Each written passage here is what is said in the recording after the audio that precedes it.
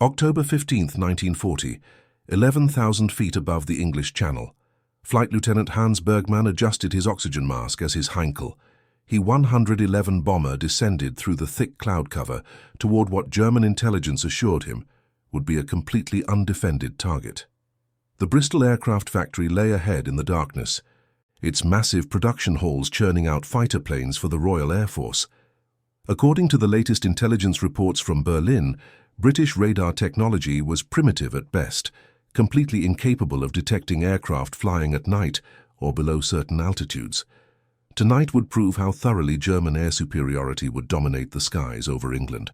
What Bergmann and his fellow pilots didn't know was that 18 miles away in a concrete bunker on the Kent coast, Women's Auxiliary Air Force operator Margaret Thornton was watching a small green dot move steadily across her radar screen, tracking his exact position, altitude, and heading with mathematical precision. Before we dive into this story, make sure to subscribe to the channel and tell me in the comments where you're watching from. It really helps support the channel. This is the remarkable true account of how British radar technology had already evolved far beyond what German intelligence believed possible, creating a deadly game of cat and mouse in the night skies over England that would fundamentally change the course of aerial warfare forever. Margaret Thornton had been operating chain-home radar stations for 8 months when the first wave of what the German Air Command called undetectable night raids began appearing on her screen. The 22-year-old former mathematics teacher from Surrey had volunteered for the Women's Auxiliary Air Force, specifically to work with the mysterious new technology that most people didn't understand. Her station, designated Chain Home Low Station Dover, was equipped with the latest British radar developments, including modifications that German intelligence had completely failed to detect. The young woman's training had been intensive and secretive. For 6 weeks, she had learned to interpret the ghostly green lines and dots that appeared on her cathode ray tube display, understanding how radio waves bounced off metal aircraft and returned to create precise position data. What made her station special was its ability to detect low-flying aircraft, something the standard chain home stations struggled with due to their enormous transmitter towers that created blind spots near the ground. On this particular October evening, Thornton watched as multiple contacts appeared on her screen, each representing a German bomber that believed itself invisible to British detection systems. She carefully plotted their positions on her tracking table, noting their speed, heading, and approximate altitude. The information flowed seamlessly to Fighter Command headquarters, where controllers were already scrambling Royal Air Force night fighters to intercept what the German Air Command considered an undetectable raid. Flight Lieutenant Bergmann continued his approach toward Bristol, confident that British radar operators were sitting in their stations, staring at blank screens, completely unaware of the approaching German formation. His briefing had been thorough. British radar could only detect aircraft during daylight hours, and even then only at high altitudes. Night operations provided complete invisibility, allowing German bombers to strike industrial targets without warning or interference. The German pilot's confidence was shared throughout the Luftwaffe command structure. Oberst Friedrich Krauss, the German air intelligence officer responsible for evaluating British defensive capabilities, had submitted multiple reports to Berlin confirming that British radar technology remained primitive and unreliable.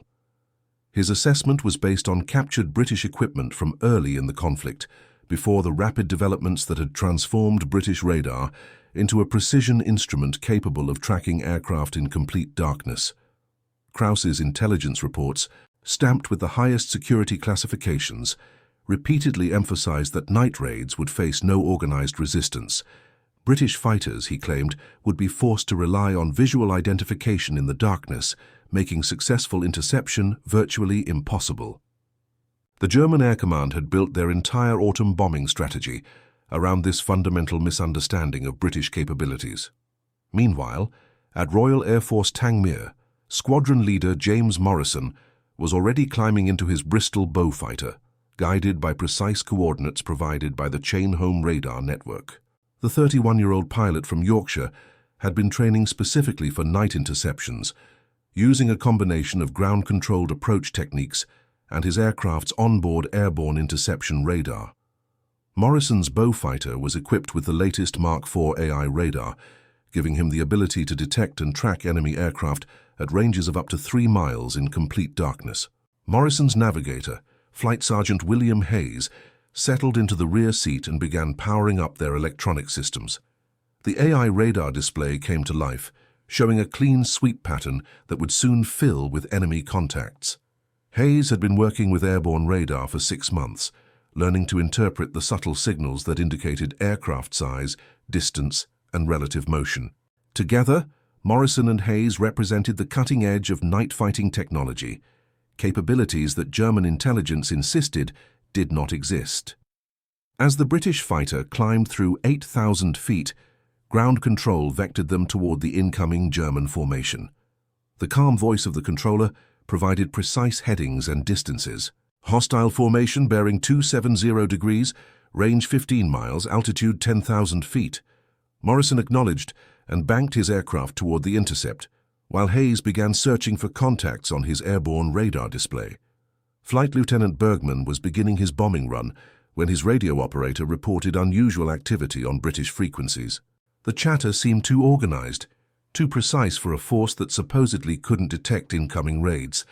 The radio intercepts included specific coordinates and technical terminology that suggested the British were tracking multiple aircraft with remarkable accuracy. Bergman dismissed his operator's concerns, trusting in the intelligence briefings that had assured him of complete tactical surprise. At Chainholme Low Station, Dover, Margaret Thornton continued her careful tracking of the German formation. Her radar had detected 12 individual aircraft, all maintaining formation at approximately 10,000 feet, heading directly toward the Bristol Industrial Complex. She updated her plotting table every 30 seconds, providing Fighter Command with a continuous stream of precise position data. The technology that made this possible was far more advanced than any German intelligence estimate had suggested. The British radar system operated on wavelengths and power levels that German electronic reconnaissance had failed to detect or analyze properly. The Chainholme network transmitted on frequencies between 20 and 30 megahertz, using power levels of up to 750 kilowatts. These massive transmissions could detect aircraft at ranges exceeding 150 miles, creating an invisible net across the approaches to British airspace that German planners had completely underestimated. Squadron Leader Morrison received his first airborne radar contact at a range of 2.8 miles. Flight Sergeant Hayes called out the bearing and distance as the green blip appeared on his screen. Contact, bearing red 90, range 2.8 miles, slightly below. Morrison adjusted his heading and began closing on the unknown aircraft, using a carefully practiced intercept technique that brought him into position behind and below the target. The German formation continued toward Bristol, completely unaware that they were being tracked by multiple radar systems and intercepted by fighters guided with mathematical precision. Flight Lieutenant Bergman was focused on his navigation, cross-referencing his map with the darkened landscape below. His bomber carried a full load of high-explosive ordnance intended for the aircraft factory, part of a coordinated campaign to cripple British fighter production. As Morrison's Beaufighter closed to within 800 yards, Hayes achieved a solid radar lock on the target aircraft. The German bomber appeared as a distinct return on his display, large enough to identify as a twin-engine aircraft, probably a Heinkel or Dornier. Morrison called "Tally-ho" over the radio and began his attack approach, using his aircraft's superior speed to position himself for an optimal engagement angle. The first indication Bergman had of British interception was tracer fire streaking past his cockpit window. The German pilot was stunned. According to every briefing he had received, British night fighters were virtually blind, reduced to random searches in the darkness. The precision of the attack suggested radar guidance, but German intelligence had repeatedly confirmed that British radar could not operate effectively at night or at low altitudes. Morrison's attack was devastating and precise. His Beaufighter's 4 20mm cannons and 6 machine guns concentrated their fire on the German bomber's starboard engine, causing immediate mechanical failure. Bergman struggled to maintain control as his aircraft lost power and altitude, forced to abandon his bombing mission and attempt an emergency return to France. Within 20 minutes, 3 more German bombers from the same formation had been intercepted and engaged by British night fighters, all guided to their targets by the radar network that German intelligence insisted didn't exist. The carefully planned undetectable raid was falling apart with surgical precision, each interception demonstrating capabilities that contradicted every German assumption about British defensive technology. At Luftwaffe headquarters near Paris, Oberst Kraus was receiving increasingly disturbing reports from the returning bomber crews. The pilots described interceptions that seemed impossible given the intelligence assessments of British capabilities. Multiple aircraft had been engaged by fighters that appeared out of the darkness with uncanny accuracy, suggesting some form of advanced detection and guidance system.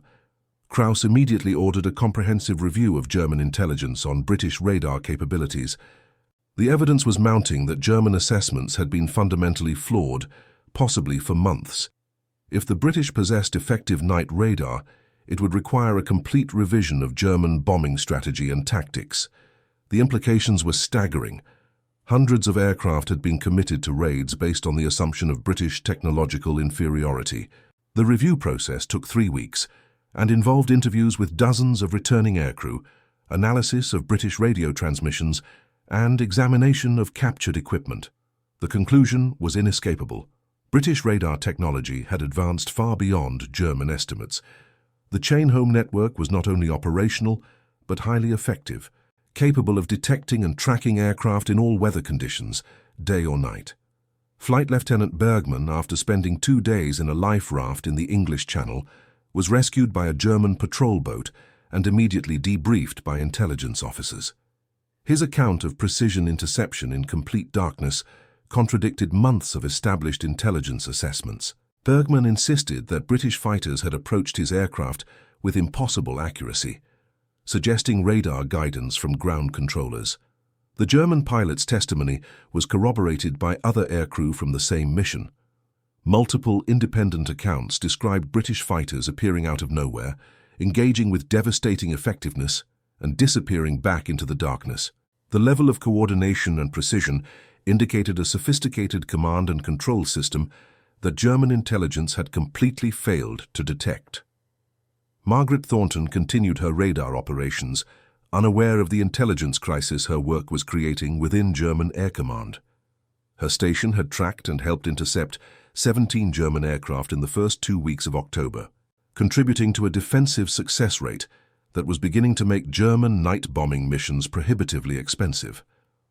The young mathematics teacher from Surrey was operating technology that represented a revolution in aerial warfare. The British radar advantage extended beyond simple detection. The integration of ground-based radar with airborne interception radar created a layered defensive system that could guide fighters to within visual range of enemy aircraft, even in complete darkness.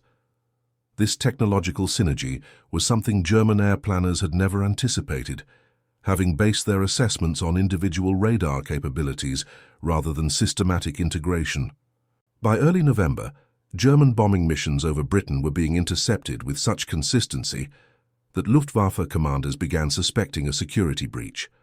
The possibility that British radar was more advanced than German intelligence suggested seemed less likely than the explanation that German operational plans were being transmitted to British controllers. A massive security investigation was launched, focusing on communication procedures and personnel screening. The investigation found no evidence of security breaches, forcing German commanders to confront the reality that British defensive capabilities had been fundamentally underestimated. The radar network that German intelligence had dismissed as primitive was proving to be the most effective aerial defense system ever deployed, capable of orchestrating fighter interceptions with almost mathematical precision. Squadron leader Morrison's unit had achieved 12 confirmed interceptions in 3 weeks, a success rate that would have been impossible without radar guidance. Each engagement demonstrated the effectiveness of the integrated British system, with ground-based radar providing initial detection and tracking, while airborne radar enabled the final intercept and engagement. Morrison's combat reports provided detailed accounts of how radar technology had transformed night fighting from random search to precision hunting. The transformation was psychological as well as technological.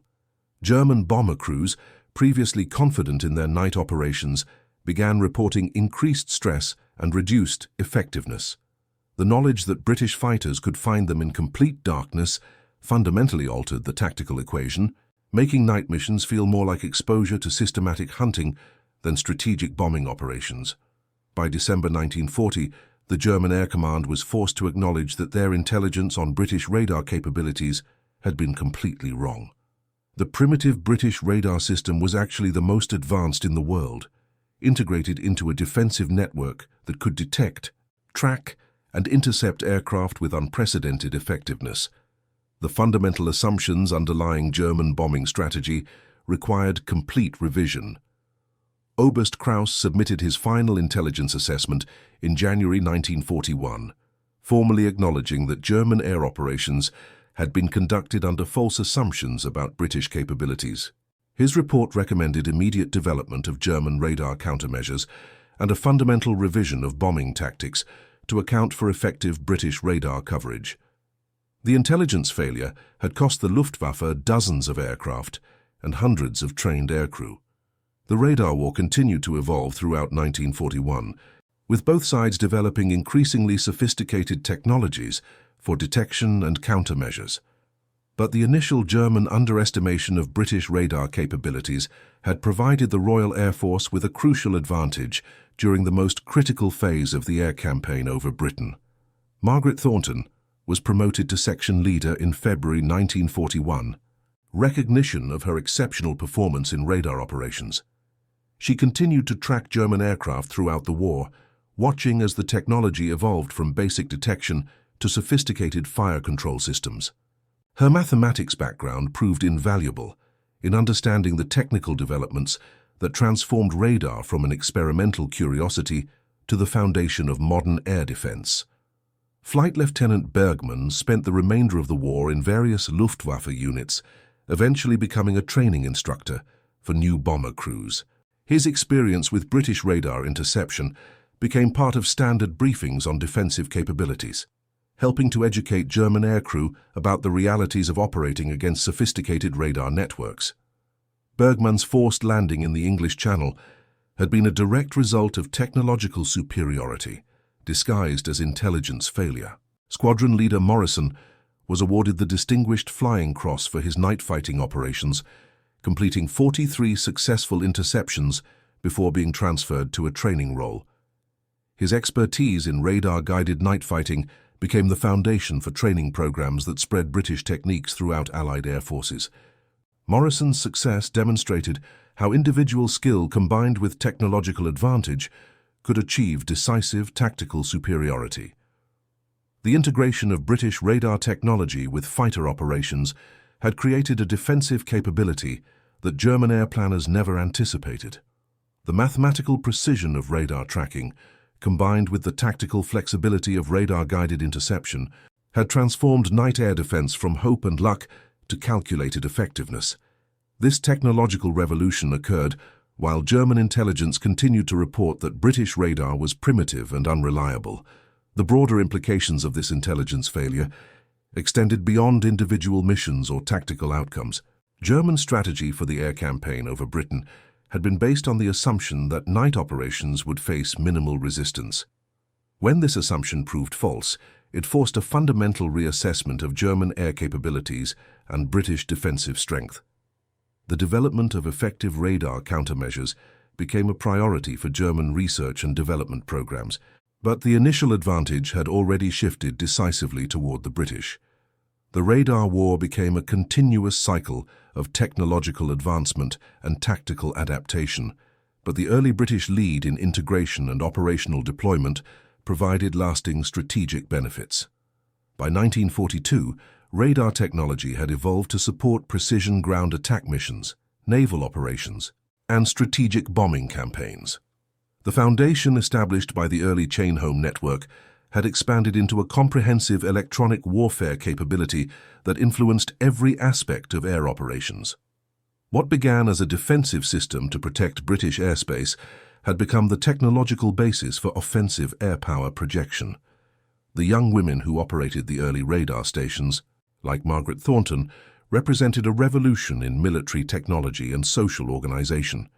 Their mathematical and technical skills had proven essential for operating complex electronic systems, demonstrating capabilities that traditional military structures had not anticipated. The radar war required new forms of expertise and new approaches to military organization. The German intelligence failure regarding British radar capabilities became a case study in the dangers of technological underestimation and the importance of continuous intelligence updating. The assumption that British technology was primitive had persisted long after evidence to the contrary was available, demonstrating how institutional bias can override factual assessment. Flight operations that German commanders had planned as routine strategic bombing missions had instead become costly encounters with sophisticated defense systems.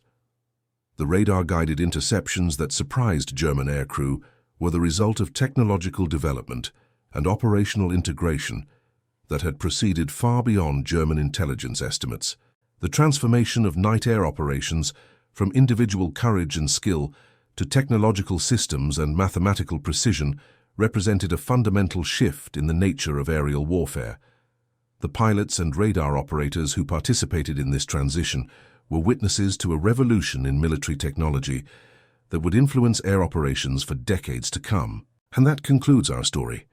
If you made it this far, please share your thoughts in the comments. What part of this historical account surprised you most? Don't forget to subscribe for more untold stories from World War II, and check out the video on screen for another incredible tale from history.